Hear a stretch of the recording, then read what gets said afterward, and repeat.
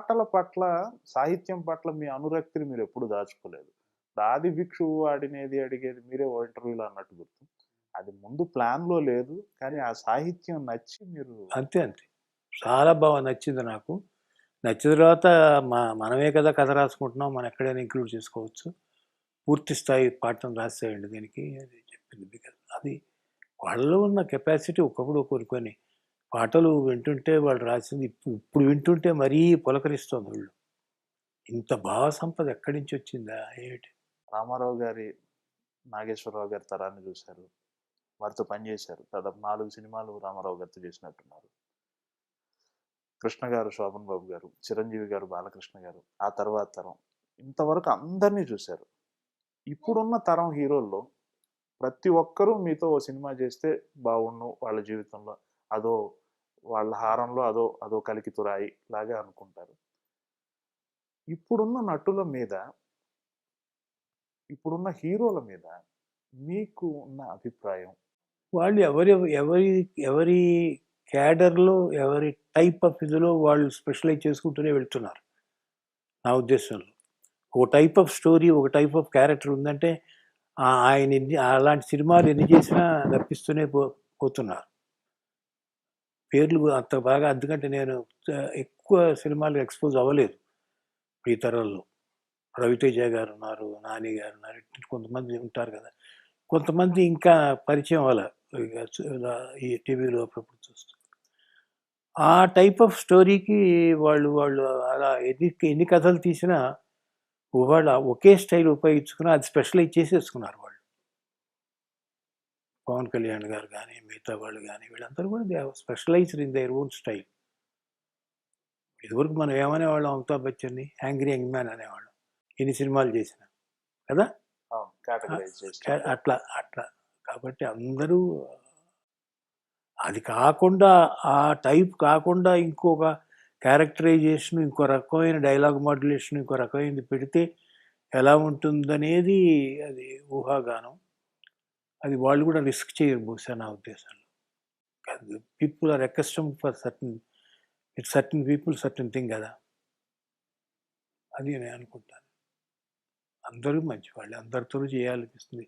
ఎవరి ఎవరి ఎవరి ఎవరి కెపాసిటీ వాళ్ళది, ఎవరి కేపబిలిటీ వాళ్ళది, ఎవరి టాలెంట్ వాళ్ళది సొంతం చేసేసుకున్నారు. I like everybody, all people I like.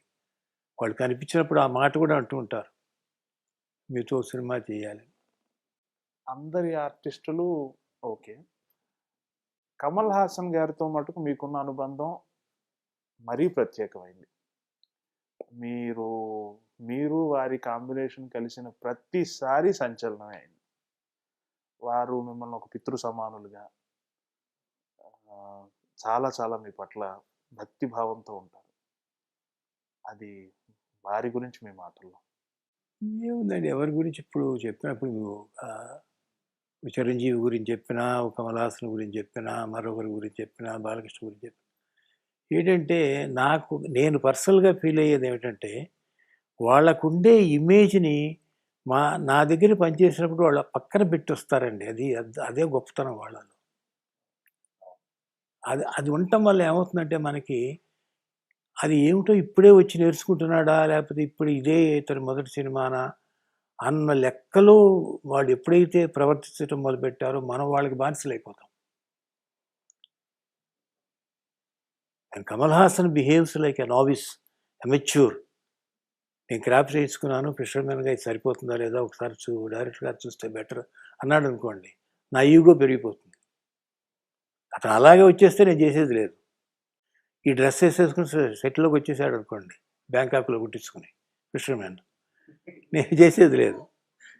అలా కాకుండా ఇప్పటికి కూడా వాళ్ళు అలాగా ఆ భక్తిభావంతో నాకు తెలియదా ఎవరు భక్తితో బిహేవ్ చేస్తున్నారు, ఎవరు నటిస్తున్నారు, ఎవరు చాలా నటించి అతి భక్తితో ఉన్నట్టున్నారు, వెనక వెళ్ళిన తర్వాత ఏం మాట్లాడుకుంటారు మనకి తెలిసిపోతుంది.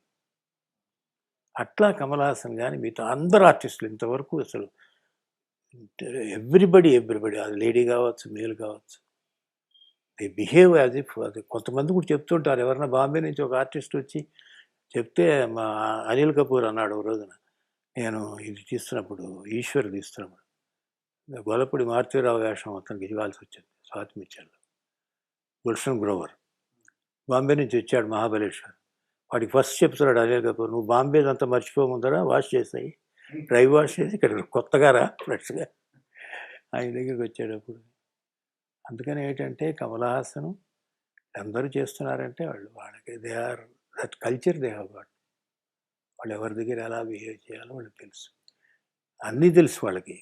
This is Lavan Tripathi. నేను మీ Sai Dharam Tej. This is Niharika Konidala. And don't forget to subscribe to iDream. Please subscribe to iDream Media. Please subscribe iDream Media. Do subscribe to iDream. Subscribe to iDream Media. Please subscribe iDream. Do subscribe to iDream Media. Don't forget to subscribe.